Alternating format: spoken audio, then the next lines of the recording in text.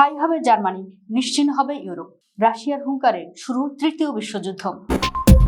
মধ্যপ্রাচ্যের তপ্ত মরুভূমিতে আমেরিকা ও ইসরায়েলের দম্ভ যখন ধুলোয় মিশে যাচ্ছে, ঠিক তখনই ইউরোপের আকাশে বেজে উঠল তৃতীয় বিশ্বযুদ্ধের চূড়ান্ত সাইরেন।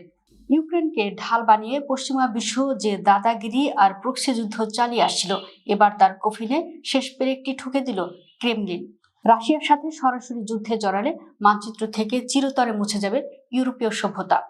পুতিনের সবচেয়ে আস্থাভাজন সেনাপতি ও রাশিয়ার নিরাপত্তা পরিষদের ডেপুটি চেয়ারম্যান দিমিত্রি মেদভেদেভের এই একটি মাত্র বজ্র হুঙ্কারে আজ আক্ষরিক অর্থেই হাঁটু কাঁপছে জার্মানি থেকে শুরু করে পুরো ইউরোপের।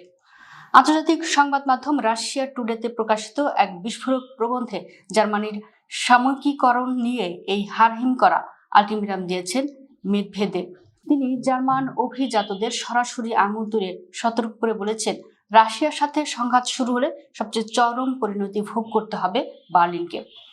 রাশিয়ার আঘাতে জার্মানির বিশ্বনন্দিত শিল্প ও অর্থনীতি এমনভাবে ধুলোয় মিশে যাবে যে তা আর কোনোদিন পুনরুদ্ধার করা সম্ভব হবে না। এর বাস্তব পরিণতি হবে ইউরোপীয় সভ্যতার ইতিহাসের চিরস্থায়ী অবসান। তবে এরপরও রাশিয়া ঠিকই টিকে থাকবে, আর জার্মানরা প্রাণ বাঁচাতে বাধ্য হয়ে রাশিয়া, এশিয়া বা আমেরিকায় গিয়ে আশ্রয় নেবে। রাশিয়া হঠাৎ কেন জার্মানিকে এমন নিশ্চিত ধ্বংসের হুমকি দিল? এর নেপথ্যে রয়েছে বার্লিনের চরম স্পর্ধা। রাশিয়া ইউক্রেন যুদ্ধ শুরুর পর থেকেই জার্মানি নগ্নভাবে ইউক্রেনকে দূরপাল্লার ক্ষেপণাস্ত্র, অত্যাধুনিক ট্যাঙ্ক ও বিপুল গোলাবারুদ দিয়ে সহায়তা করে আসছে। ক্রেমলিন আজ স্পষ্ট বুঝিয়ে দিল, ইউক্রেনকে অস্ত্র দিয়ে রাশিয়ার বুকে আঘাত করার এই পশ্চিমা খেলার দিন শেষ। জার্মানি যদি আর এক পাও এগোয়, তবে তাদের নিজেদের ভূখণ্ডকে জ্যান্ত গোরস্থানে পরিণত করবে মস্কো। বিশ্লেষকরা বলছেন, পৃথিবী এখন আর কোনো সাধারণ সংঘাতের মধ্যে নেই, বরং আমরা ইতিমধ্যেই একটি ছায়া তৃতীয় যুদ্ধের ভেতরে প্রবেশ করেছি। একদিকে ইরান যুক্তরাষ্ট্রের লড়াইয়ে মধ্যপ্রাচ্য আমেরিকার আধিপত্যের পতন, অন্যদিকে ইউক্রেন রণাঙ্গনে ন্যাটোর চরম ব্যর্থতা।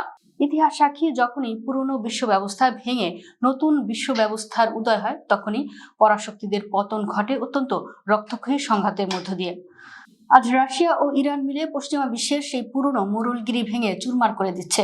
ইউরোপ ভেবেছিল ইউক্রেনের কাঁধে বন্দুক রেখে তারা রাশিয়াকে দুর্বল করবে, কিন্তু মেদভেদেভের এই ইউরোপীয় সভ্যতা অবসানের হুঙ্কার আজ বিশ্ববাসীকে চোখে আঙুল দিয়ে দেখিয়ে দিল, পশ্চিমাদের পাতা ফাঁদ আজ তাদের নিজেদের জন্যই বুমেরাং হয়ে দাঁড়িয়েছে।